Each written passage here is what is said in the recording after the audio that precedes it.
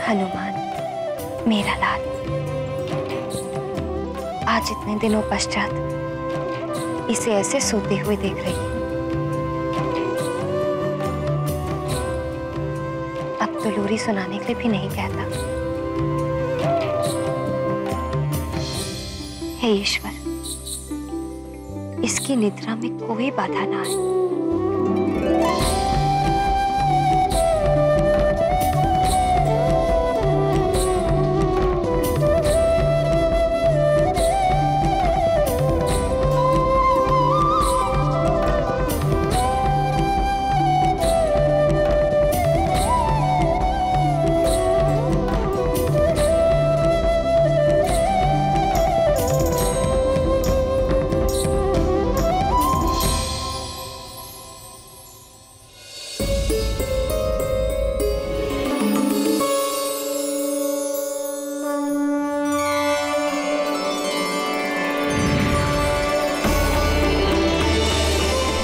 मुझसे बहुत बड़ी भूल हो गई और मैं अपने किए पर लज्जित हूं। देवराज इंद्र, अब समय आ गया है कि हनुमान की समस्त सिद्धियां पूर्ण की जाए।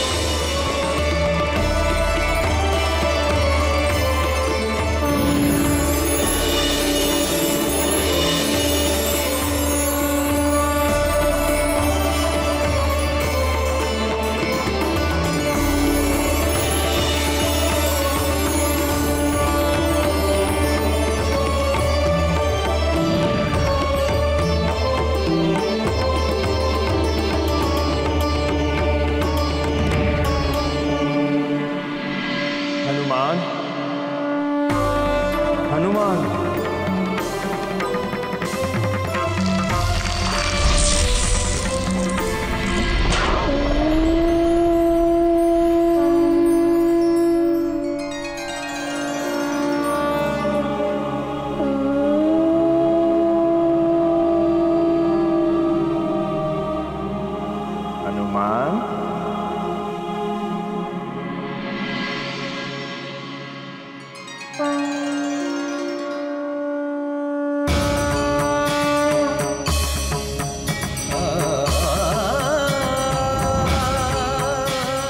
देवराज जी, आप?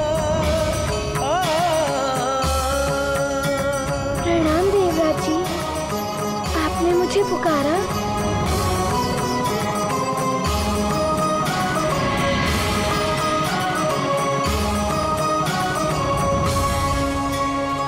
हनुमान, मैं तुम्हें शक्ति दीक्षा के द्वारा महायोग में दीक्षित करने जा रहा हूं। इसके पश्चात तुम्हें सर्व सिद्धियां एवं समस्त ऐश्वर्य प्राप्त हो जाएंगे।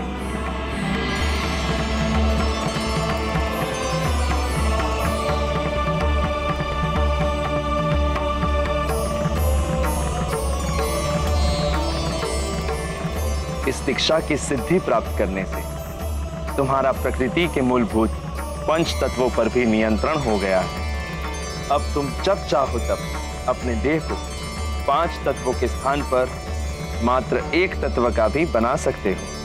एक तत्व का अर्थात? हनुमान, पंच तत्व अग्नि, जल, वायु, पृथ्वी एवं आकाश, इनके सम्मेलन से ही संसार के समस्त प्राणियों की देह बनी है। किंतु अब तुम अपनी देह को मात्र एक तत्व का भी बना सकते हो, जैसे जल तत्व की द्रव वाली देह, पृथ्वी तत्व की कठोर देह, अग्नि तत्व की अग्नि देह, आकाश तत्व की आकाश की भांति सर्वत्र व्याप्त होने वाली देह, वायु तत्व की वायु देह, अर्थात अदृश्य देह। तो क्या मैं अदृश्य भी हो सकता हूँ? हाँ हनुमान, तुम अदृश्य भी हो सकते, तुम अदृश्य भी हो सकते, तुम अदृश्य भी हो सकते, तुम अदृश्य भी हो सकते, तुम अदृश्य भी हो सकते।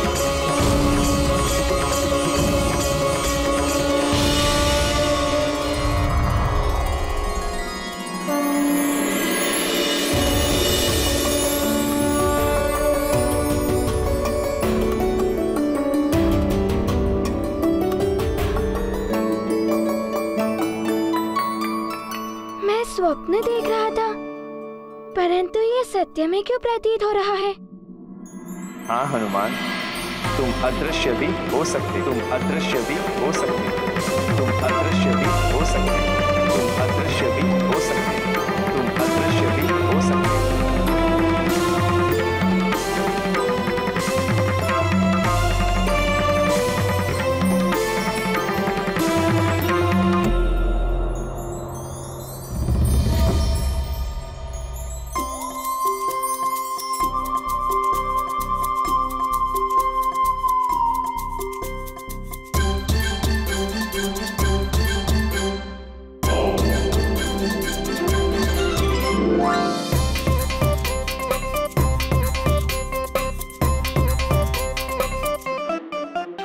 अभी अभी जो देखा वो स्वप्न था या सत्य, ये तो मुझे ज्ञात नहीं।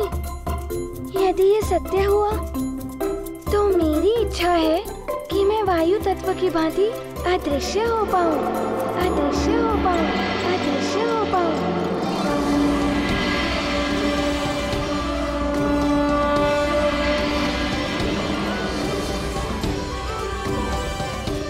ये क्या? मैं तो अदृश्य हो सकता हूँ।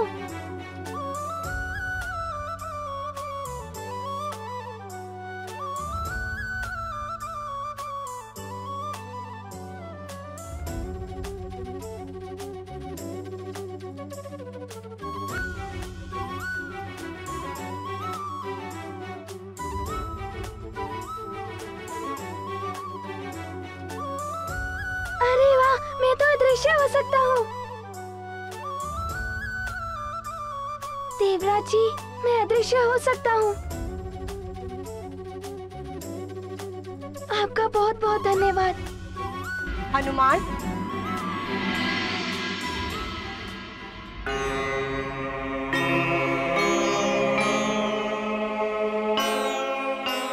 महारानी जी आप, प्रणाम महारानी माँ। महारानी माँ, आप चिंतित प्रतीत हो रही हैं। तुम तो जानते ही हो हनुमान, एक ही तो चिंता है इन दिनों। हाँ, सुग्रीव भैया की। परंतु माता, आप चिंता मत कीजिए। उनके लिए मैंने अपने गुरुदेव सूर्यदेव की शक्ति का वो सुरक्षा चक्र जो बना दिया है। जो भी शत्रु भाव से आएगा वो उसे भेद नहीं पाएगा। मैं वाली के लिए भी चिंतित हूँ पुत्र। वो उग्र प्रवृत्ति का है, अधर्म और अन्याय के मार्ग पर चल निकला है, और अधर्म और अन्याय के मार्ग पर चलने वाले का पतन ही होता है। किंतु है तो वो मेरा ही पुत्र। महारानी माँ, एक माँ की भावना हनुमान भली भांति समझ सकता है। हनुमान, तुम मुझे वचन दो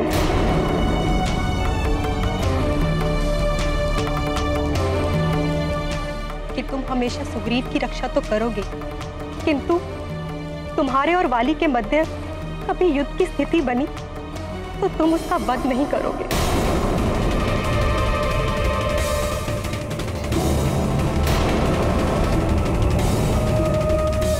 महारानी माँ, आप ऐसा कैसे सोच सकती हैं?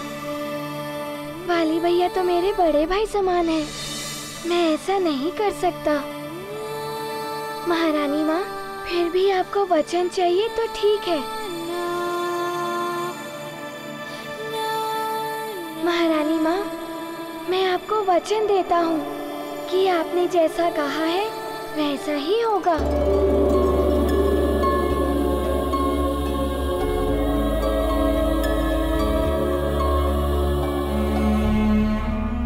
हनुमान,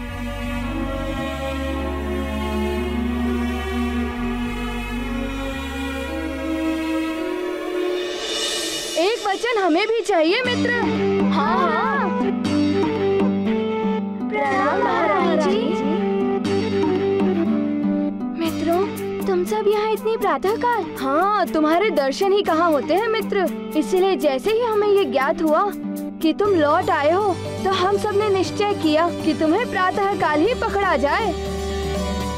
तुमसे वचन ये लेना है कि तुम हमें बहुत सारे लड्डू खिलाओगे। क्योंकि मित्र, तुम जब यहाँ आते हो तो अवश्य ही लड्डू बनते हैं और आज हम भी खाएंगे तुम्हारे साथ लड्डू। वचन दो हमें। हाँ हाँ, हाँ। हाँ, वचन दे दिया।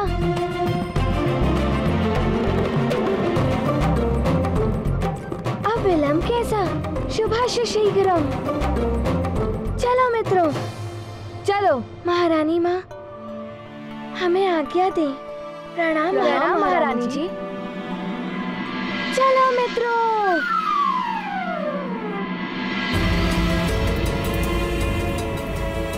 धन्यवाद हनुमान, तुमने मुझे वाली का वध ना करने का वचन देकर एक माँ के संदिग्ध हृदय को शांति प्रदान की है। अब मेरे दोनों पुत्रों की रक्षा का उत्तरदायित्व तुम्हारे ही हाथों में है।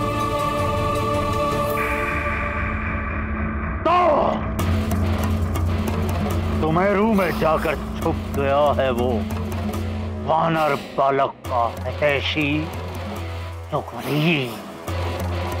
वो सोचता होगा वो क्या, सभी ये सोचते होंगे कि अब वो सुरक्षित हो गया है, किंतु नहीं,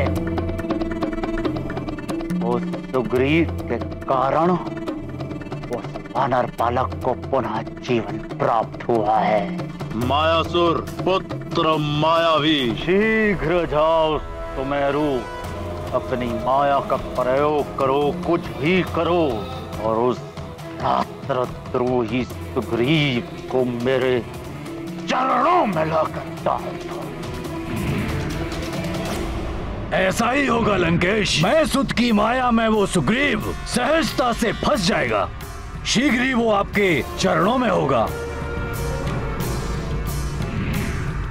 किंतु स्मरण रहे, वो केसरी पुत्र वानर बालक दिखने में छोटा और साधारण वानर बालक हो सकता है, किंतु शक्ति और चतुराई में वो अद्वितीय है।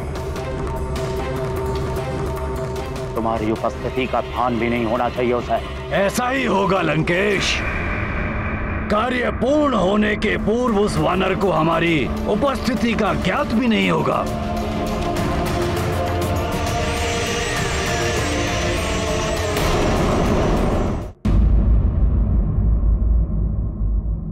मित्र, तुम भी खाओ, तुम भी खाओ। लड्डू ही लड्डू। आज तो बड़ा आनंद आ रहा है मित्रों। मित्रों, तुम सब खाओ, मैं अभी आता हूँ। अरे, तुम कहाँ चले? अभी तो तुम्हें हमारे साथ बहुत सारे लड्डू खाने शेष हैं। मित्र नल, मैं अभी आया। सुग्रीव भैया को देखकर आऊं। नहीं मित्र, पहले हमारे साथ पेट भरकर लड्डू खाने हैं।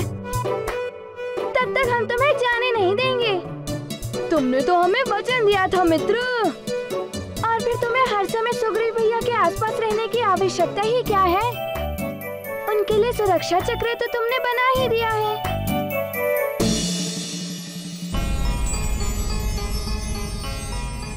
पीड़ा भी नहीं हो रही है अब। ठीक तो हो रहा हूं मैं।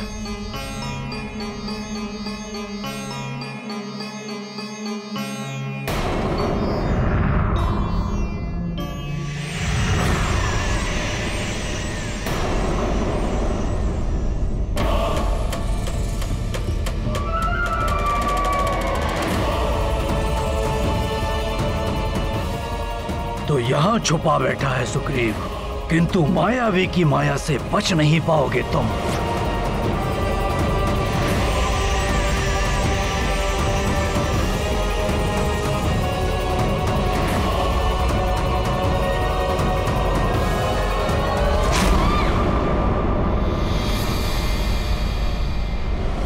कौन है? कौन है वहां?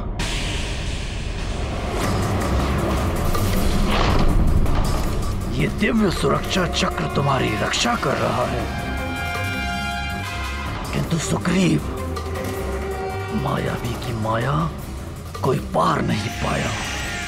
ये दिव्य सुरक्षा चक्र तुम्हारी सहायता नहीं करेगा। मैं तुम्हें यहां से उठाकर ले जाऊंगा।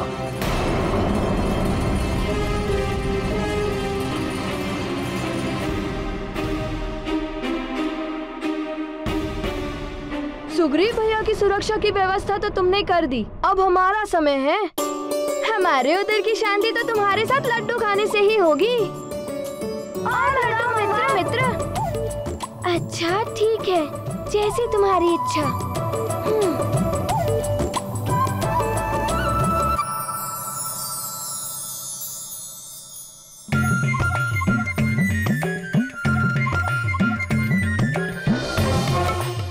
नानी, और लड्डू दीजिए ना। इतने सारे लड्डू भिजवाए थे, अभी तक तुम्हारा और तुम्हारे मित्रों का उधर नहीं भरा? नहीं, और दीजिए। हाँ, नहीं, अब और नहीं मिलेंगे। अभी संपूर्ण सुमेरु में भी बंटवाने हैं लड्डू। माँ,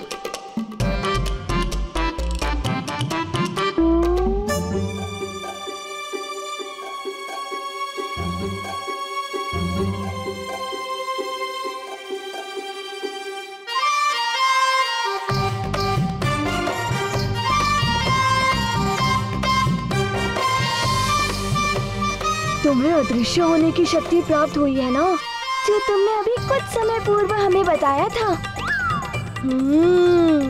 किसी को भी कुछ ज्ञात नहीं होगा।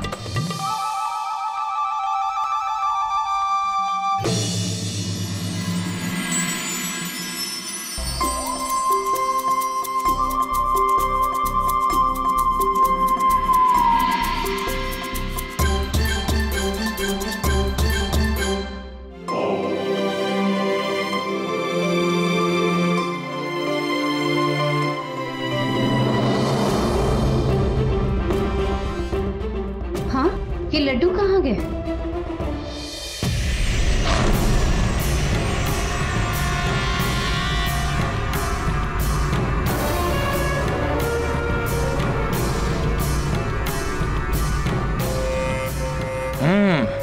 भीतर नहीं जा सकता मैं, किंतु अब तुम्हें बाहर आने के लिए विवश कर दूंगा मैं सुग्रीव।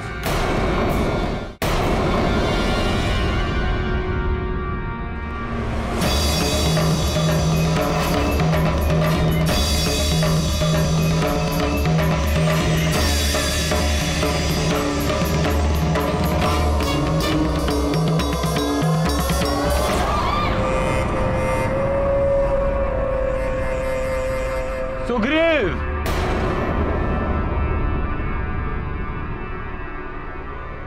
मेरे भाई,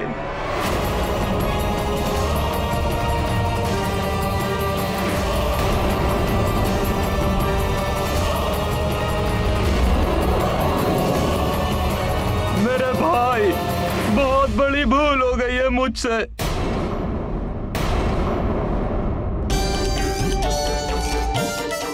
अरे आ गया लड्डू का थाल।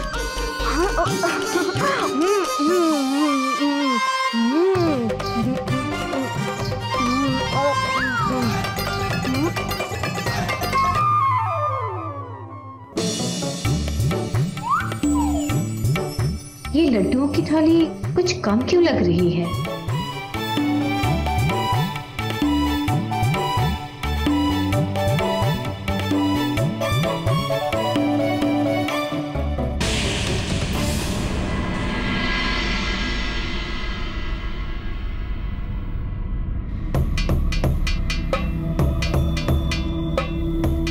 मित्रों, तुम सब खाओ, मैं सुग्रीव भैया के पास होकर आता हूँ।